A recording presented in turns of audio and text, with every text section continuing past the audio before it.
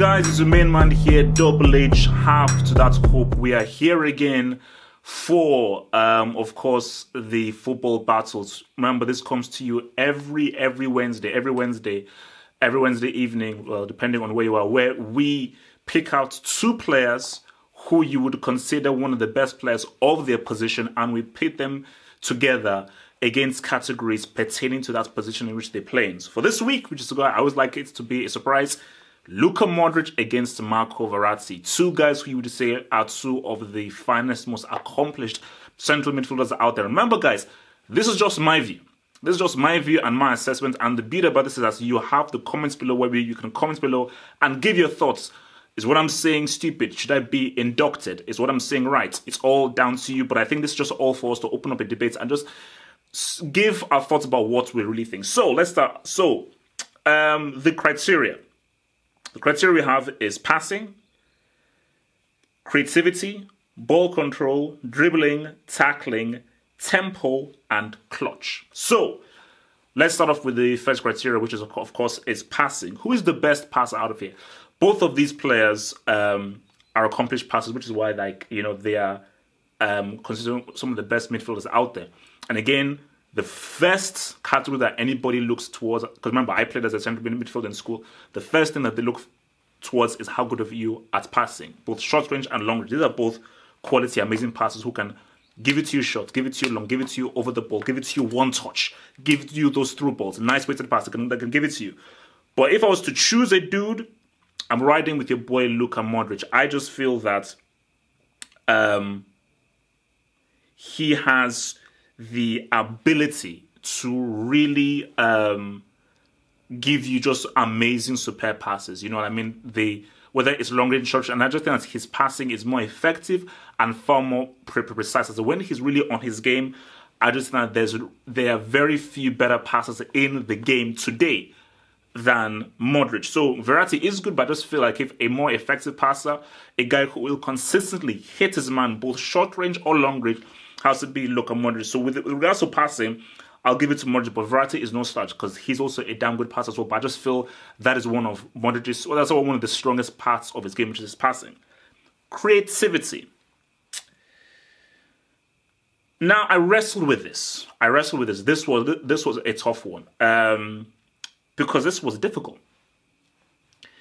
And the reason why I wrestled with this is I don't think any of these players, let's say, have the kind of creativity that, let's say, an Iniesta had, a Pirlo had, a Riquelme had, who really came up and conjured up with the crazy things. So when I just looked at creativity, I leaned towards Verratti. And the reason why I leaned towards Verratti is I just feel that he's got a more creative footballing brain on him. And I feel that whenever I see Verratti on the ball, I see a guy who is literally trying to do different things. And I think he plays more risk. Basically, he's more risky. And I think because he's more risky and he's more willing to try things, I feel that he has more creative and more ideas with him than what Modric does.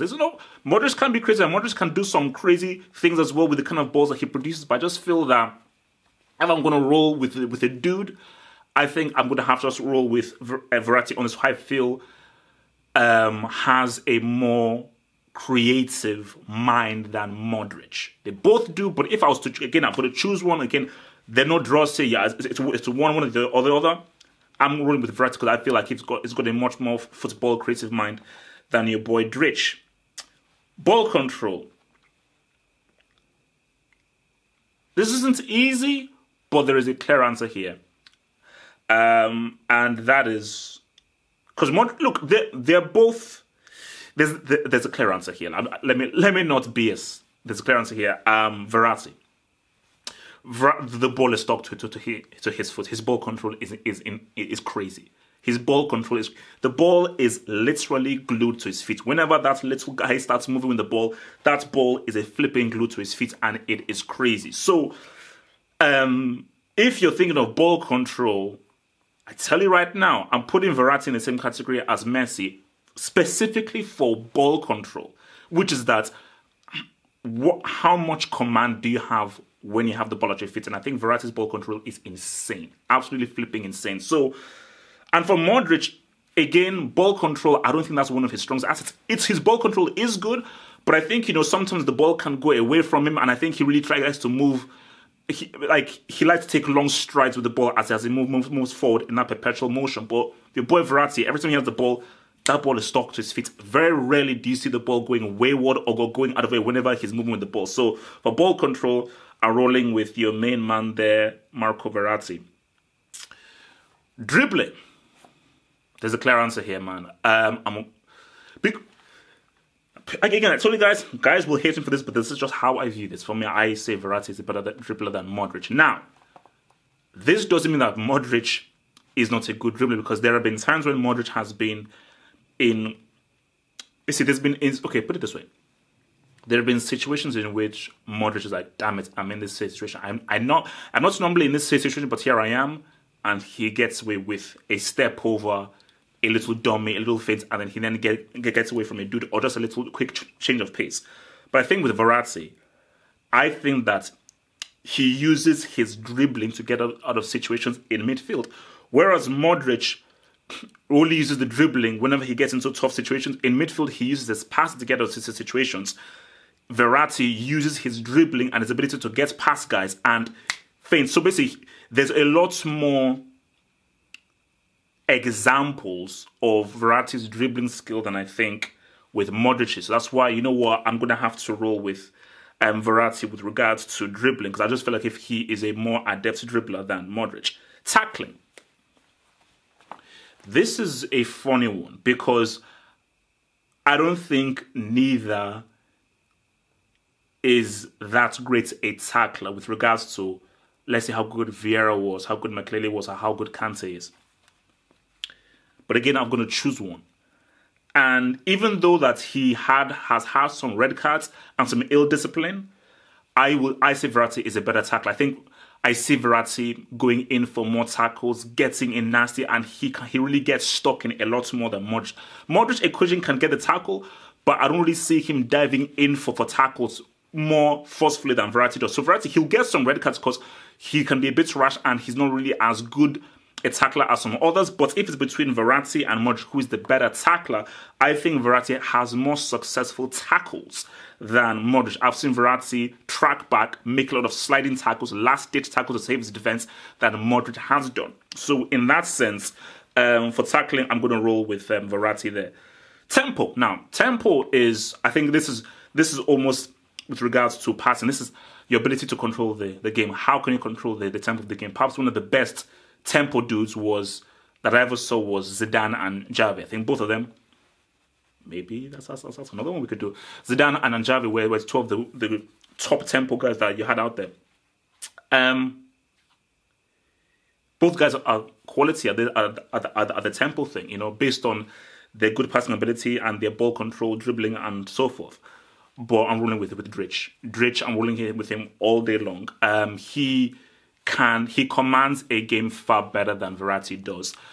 He dictates the pace of the game far better than Verratti does, and I think that is why Real Madrid have been so good, because as good as Toni Kroos is, Modric is always that dude who's like, nah man, I'm that guy that's really operating and telling you all how things should really be going. So yeah, 100% I've got to roll with your main man, Modric. Because again, Verratti, for what he does for PSG and Italy, I think he's getting there.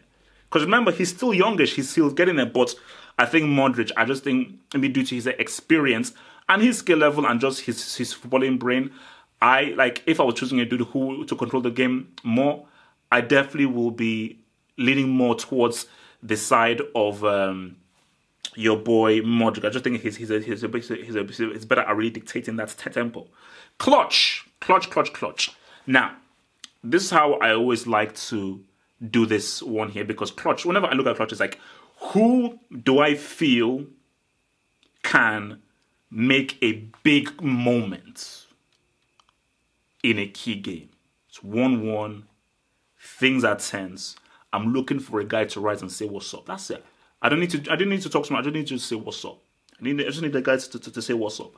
And for me, I feel that between Modric and Verratti, I would have more trust in Modric coming clutch for me. I feel that you look at some of the other key pass he made for Cristiano in the 2017 Champions League final. You look at that amazing through ball he gave to Rebic in the game against Denmark. You know, like, Modric is that kind of guy where, like, okay, we need something now in the dying moments right now. Can someone rise up? I think Modric has the ability to. I think Verratti has a psychology do, and Verratti is scared of nothing, but who can actually do it? I feel it's Modric. I think Modric, for me, comes clutch over Verratti in that sense. So, we have won 4-3.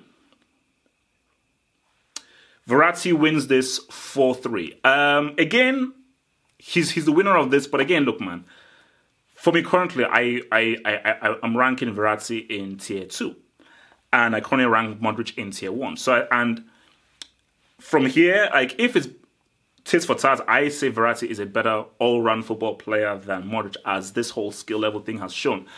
But being better doesn't mean that you are better on the pitch and on form. You can be better in a vacuum, but are you better using the items of what you're actually doing and your effectiveness? And I think Modric, as of right now, he's more effective, has done more to help his team win, hence why he's a tier 1 player and Verratti is a tier 2 player. But I think with regards to this, Verratti wins this one 4-3. Again, if you think I'm BSing, what I'm saying is a pile of crap, I don't know what I'm talking about, feel free to comment below and give me your thoughts. And remember, whenever you comment below, give me your thoughts. What should be next week's football battles? And then I will do my best to rethink about it and then surprise you. So remember, I hope you enjoy this stuff. Remember, like this vid. Please like the vid. Share the vid. Share it on your Twitter, on your Facebook, on Instagram, and so forth. And get people involved in this whole football battle thing, because I really want this thing to really blow off and really expand. So remember, I will see you guys again next Wednesday for the next edition of Football Battles. Stay true, stay real, subscribe, and stay black. Thank you for watching this video. Think about pledging and become a Half of Football Hot patron. Pledge an amount each month and gain access to exclusive videos from your boy, the Football Hot, for more analysis. Peace.